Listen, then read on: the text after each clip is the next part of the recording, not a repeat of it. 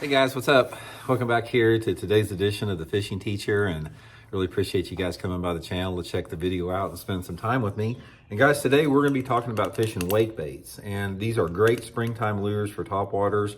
They're actually one of the very first topwaters that start working in the early spring, so we're going to give you guys some good tips and advice on how to catch some fish on it if you've never used them before. Also guys, quick invitation, just like to invite everybody to please consider hitting that subscribe button here to The Fishing Teacher.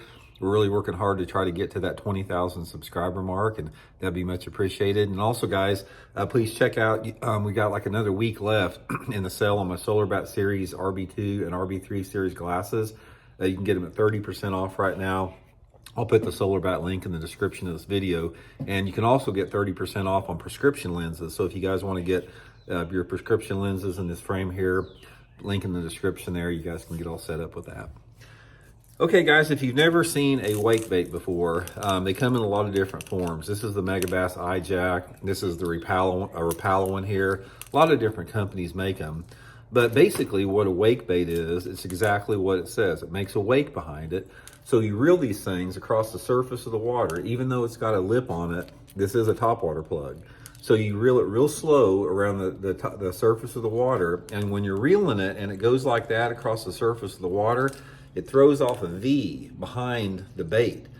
So that is what is attracted to the fish. You can fish it super, super slow, and that's why it's a really good bait to use early in the spring. Now, first of all, this is a very situational bait. There's a small window of time that this works. There's actually two different time frames that you can catch them on wake baits from my experience. First one is the early spring when that water temperature is in the sort of like the low to mid 50s. And then again, later in the post-spawn, like when the water's in the 70s. So I want to talk a little bit about each one of those situations. Number one thing, guys, when you're fishing a wake bait, you have got to have calm conditions. It's like, if you even have a ripple on the water, you can still catch a few fish even with a ripple, especially if the water's clear. But you want those slick, calm days, because on those slick, glass calm days, the wake behind that bait it'll go 5 or 6 feet out away from the bait, and it pulls fish from a long distance away. So I have found out that in my own experience that a cloudy day with no wind is the best time to fish these baits for largemouth and spotted bass. And if you're fishing for smallmouth and you're in a clear water environment, it's a little bit more, there's a little bit more times that it works, because in real clear water, if you have smallmouth, you can catch them on calm days, and you can catch them where there's a little bit of a chop. For some reason, those smallmouth will still come up and get it in that clear water, even in a just a really light chop. But the problem is if you get a chop over about that long, it tends to dive under the water. So that's why you want, just a light chop with that. Okay, so those two different windows, let's talk about it. In the pre-spawn, when that water temperature is in the low 50s, like right now is the perfect time for it, guys. This is the time for it. And also, guys, I'll link my wake bait link and my tackle warehouse link in this description. Some of my favorite wake baits, if you guys would like to use that link to get you a few and try this out. Right now, water temperatures in the 50s, even sometimes in the upper 40s it can work. What you want to do is you want to go to the back part of some coves, and especially the coves that are a little bit deeper in the back.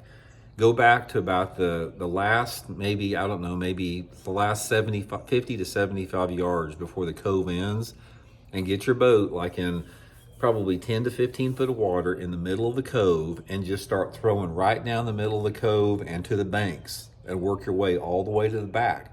Now, you've got to have clear water for this. This is not an off-colored water deal. So I like to have like a minimum of 3.5 or 4 foot of visibility for this to work good.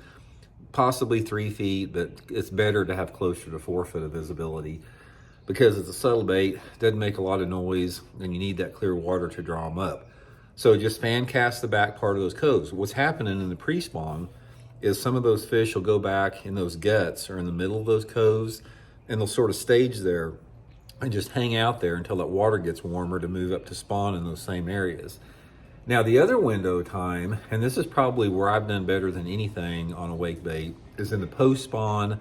After the bass are done spawning, they move out to points, main lake points and secondary points, and they'll get out on those points to recuperate and feed up. And if you have a clear water point, again, where that water visibility is like 4 feet, take that wake bait and fan cast it all over those points out there, anywhere between 5 to 20 foot of water, and those fish will come up off of those points, even in a little bit deeper water, and hammer these things, especially on those calm days.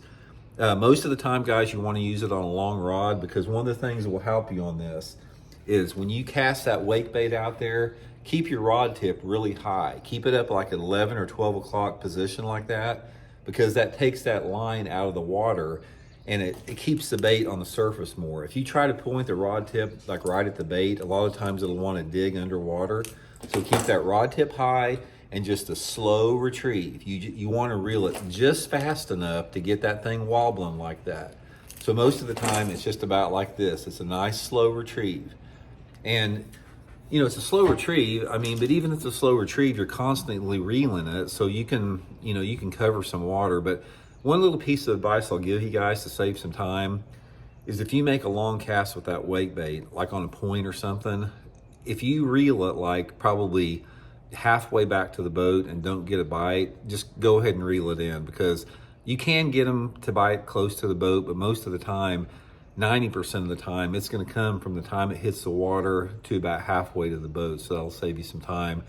Also, guys, I put it on, I don't use anything but mono, usually 12 to 14 pound test monofilament line, and it's a fun way to catch them. They normally don't hammer. A lot of times, it's not like a regular topwater. For whatever reason, they come up and just suck it in a lot of times, but it's a good way to catch some big fish. I've caught a lot of 5 pound bass doing this. So anyway, I hope it helps you guys out, and we'll talk later.